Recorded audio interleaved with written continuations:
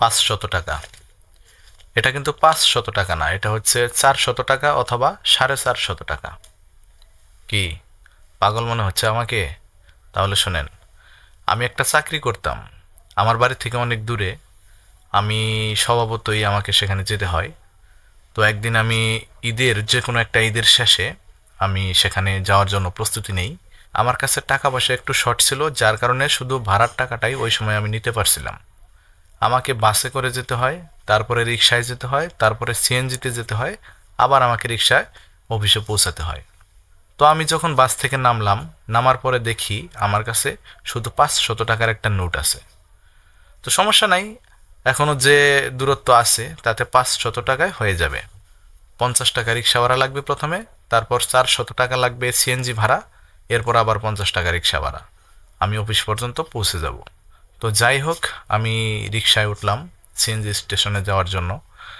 তো যখন সিএনজি স্টেশনে গিয়ে নামছি, নামার পরে আমি যখন রিক্সাওয়ালাকে 500 টাকা নোটটা দিলাম, সে বলল যে মামা এটা ভাঙতি নাই, ভাঙতি করে দেন।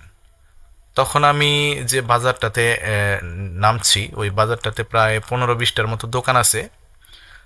তো আমি প্রায় 10টা-11টা দোকান ঘুরছি, কারো কাছেই 500 টাকা ভাঙতি নাই।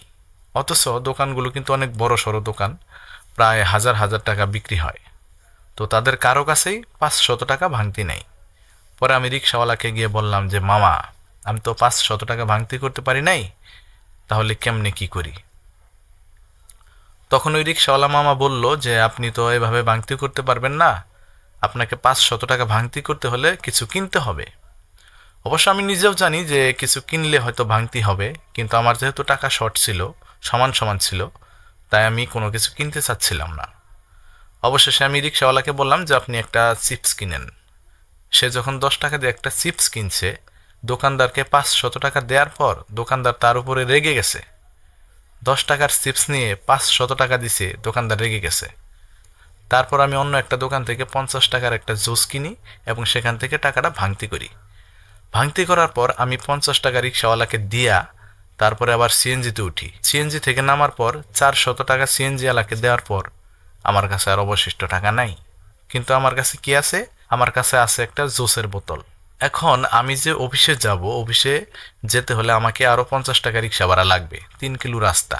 এখন কোনো রিক্সাওয়ালা তো টাকার পরিবর্তে জুস নিয়ে আমাকে অফিসে পৌঁছে দেবে না।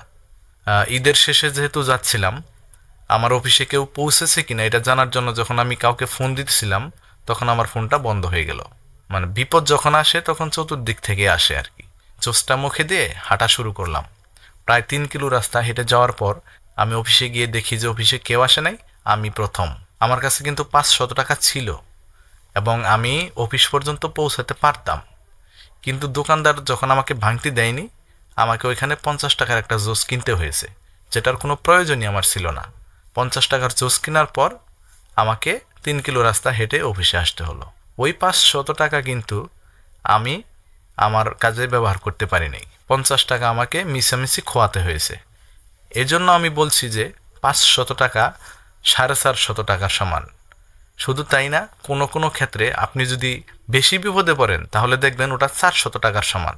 তাই বলবো, আপনারা যদি কখনো কোথাও যাতায়াত করেন, আপনার কাছে যদি খুচরা টাকার প্রয়োজন হয় তাহলে টাকা অবশ্যই খুচরা করে নেবেন, ভাঙতি করে নেবেন। নইলে আমার মতো গিয়ে বিপদে পড়বেন, তখন কিন্তু আপনাকেও হেঁটে যেতে হবে।